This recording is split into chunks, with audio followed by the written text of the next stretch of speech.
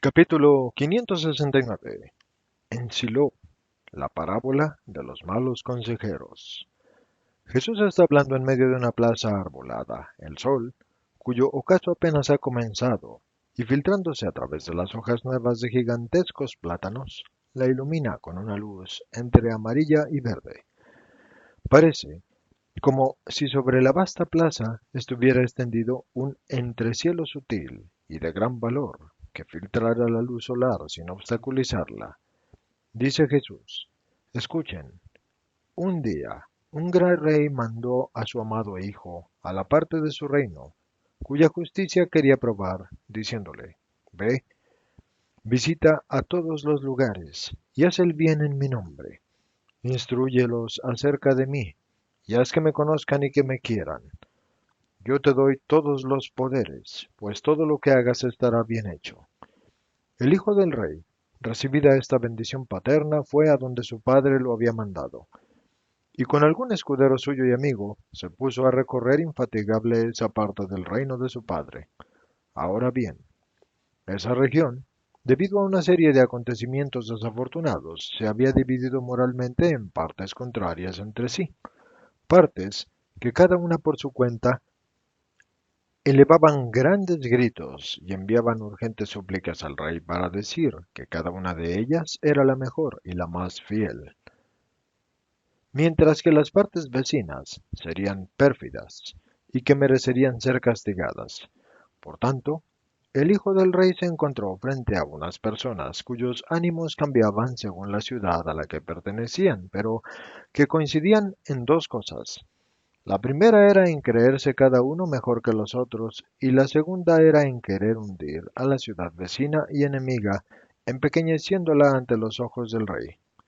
Siendo justo y sabio el hijo del rey, trató entonces de instruir con mucha misericordia y en orden a la justicia a cada una de las partes de esa región, para conquistarla por entero y para la amistad y la estima de su padre. Y siendo bueno como era, lo conseguía, aunque lentamente, porque, como siempre, a cada una de las partes de esa región, bueno, así siempre le sucede, y sólo los que son rectos de corazón de cada una de las distintas provincias de la región se atrevían a seguir sus consejos. Es más, es justo decirlo, precisamente en los lugares en que con desprecio se decía que escaseaba más la sabiduría y la voluntad, él encontró más voluntad de ser escuchado y de hacerse sabio y de hacer además válida la verdad. Entonces, los de las provincias cercanas dijeron: si no hacemos nada, la gracia del rey irá por entero a estos, que son los que despreciamos. Vayamos y creemos su versión en esos a quienes odiamos. Pero vamos fingiendo que nosotros mismos hemos cambiado y que estamos dispuestos a deponer los odios para tributar el honor al hijo del rey. Y así fueron.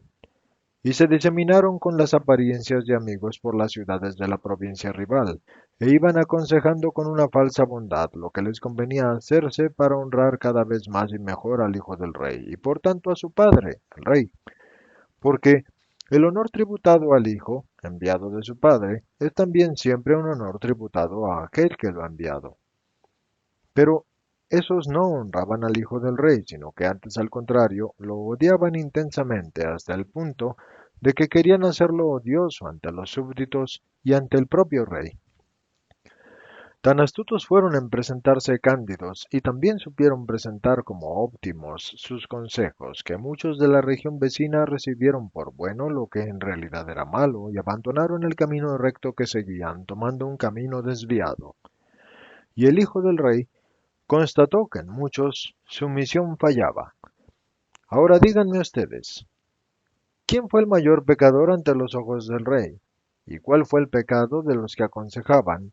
¿Y cuál el de los que aceptaron el consejo? Y también les pregunto, ¿con quién ese rey bueno habría sido más severo? ¿Acaso no saben responderme? Entonces yo se los diré. El mayor pecador ante los ojos del rey fue el que incitó al mal a su prójimo por el odio a éste, al que quería arrojar a las tinieblas de la ignorancia y aún más profundas por el odio hacia el Hijo del Rey, al que quería quebrantar en lo tocante a su misión, haciéndolo aparecer incapaz ante los ojos del rey y de los súbditos, por odio hacia el mismo rey, porque si el amor que se le tributa al Hijo es el amor al Padre, igualmente el odio dirigido contra el Hijo también es odio contra el Padre. Así pues el pecado de los que aconsejaban el mal, con plena inteligencia de que estaban aconsejando el mal, era un pecado de odio, además de ser un pecado de embuste y de odio premeditado, y sin embargo, el de los que aceptaron el consejo creyendo lo bueno, era únicamente un pecado de plena estupidez. Pero ustedes bien saben que es responsable de sus acciones el que es inteligente, mientras que el que es por enfermedad o por cualquier otra causa carente de inteligencia, éste no puede ser responsable en primera persona, sino que más bien sus padres son responsables por él. Y por ello, hasta que un niño no es mayor de edad, es considerado irresponsable. Y es el padre el que debe responder por las acciones de su hijo. Por tanto el rey, que era bueno, fue severo con los malos consejeros inteligentes, y fue benigno con los que por éstos habían sido engañados, y simplemente los regañó por haber creído a un súbdito cualquiera, en vez de preguntar directamente a su propio hijo, y así haber sabido de labios de él lo que verdaderamente había que hacer, porque sólo el hijo conocía realmente los designios de su padre.